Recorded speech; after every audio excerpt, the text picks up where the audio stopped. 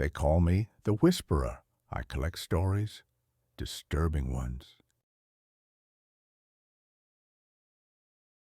It's about a couple who saved their entire lives to chase a simple dream, sail the coast, live in peace, and welcome their first grandchild. But they didn't realize someone else was watching, someone who didn't see them as people, only as a price tag. In 2004, a well-loved couple vanished from their boat just weeks before becoming grandparents. Their yacht was found. Their belongings were still on board, but they were gone. No distress call, no goodbye, just silence, and a few unsettling details left behind, like someone had tried to erase them. Carter and Evelyn Whitmore were the kind of couple you root for. After raising 2 boys in coastal California, they planned one last adventure: sell everything, buy a modest yacht, and live their retirement cruising between California and Baja. They weren't rich, just disciplined, frugal, and deeply in love. For 2 years, they lived their dream aboard a small yacht named Second Wind. Sunsets, fresh fish, long nights under stars. But everything changed when their son announced he was going to be a father. Evelyn, unable to have children herself due to a past accident, was ecstatic. The idea of becoming a grandmother awakened something deep in her. So they made the decision to sell the yacht, move back to land, and settle near their son. In November, they listed Second Wind for sale, and soon after, a young couple reached out. Have you ever dreamed of retiring on a boat? Or does it seem like a nightmare waiting to happen? Let us know in the comments. The buyers were charming, 20-somethings. He said his name was Travis Monroe. She was Jenna, pregnant, sweet, and smiling. They claimed to have saved money and wanted to raise their family on the water. Carter and Evelyn called their sons to say, "We found the perfect couple to take care of our boat. It's all happening." But after that call, they were never heard from again. No more messages, no calls, just silence. Carter's brother, Mark Whitmore, a retired sheriff, grew worried and drove down to the marina. Second Wind was docked, but something was wrong. Lines were loose, canvas panels were half removed, dirty towels hung carelessly on the rails. Carter would never leave the boat in that condition. Mark left a note with his number. That same afternoon, he got a call from Jenna Monroe. She confirmed they bought the yacht, but said they also hadn't heard from Carter and Evelyn since the sale.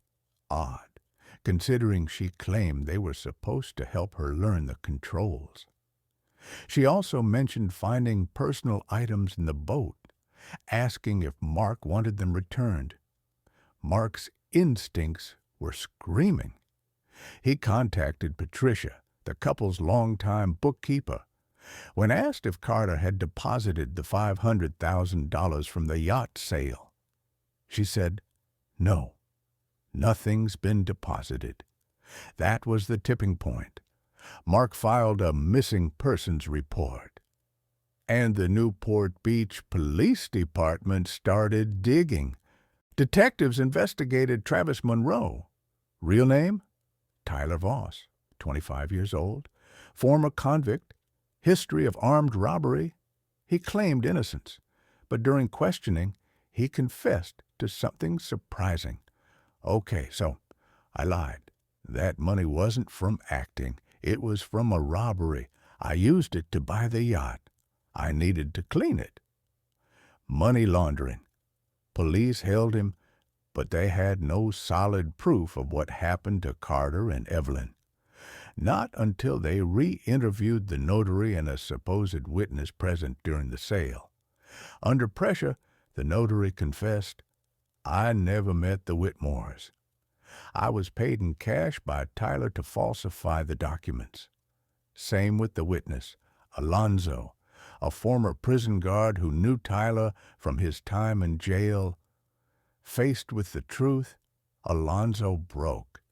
He said Tyler told him he was a contract killer, that Carter and Evelyn were targets. He offered Alonzo a cut if he helped make them disappear.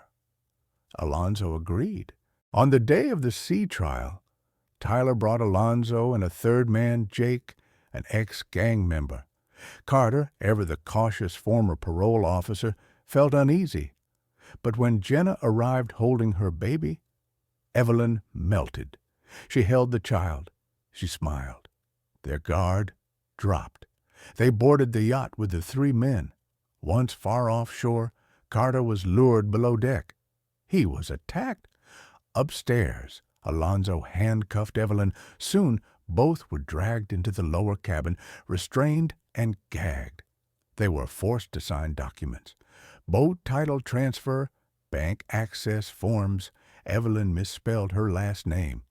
A cry for help in plain sight. Then, Tyler attached an anchor chain to their handcuffs, dragged it to the edge. "I'm sorry," Evelyn whispered. "Please let us see our grandchild." But there was no mercy. The anchor dropped, and with it, so did Carter and Evelyn, conscious and alive, into the deep Pacific. Their final moments were together, chained, sinking 3,500 feet into the cold, dark sea. If you're still here, you know how quickly something beautiful can become terrifying. Subscribe to Whispers of the Abyss for stories that stay with you. And like the video to keep these memories from sinking too deep.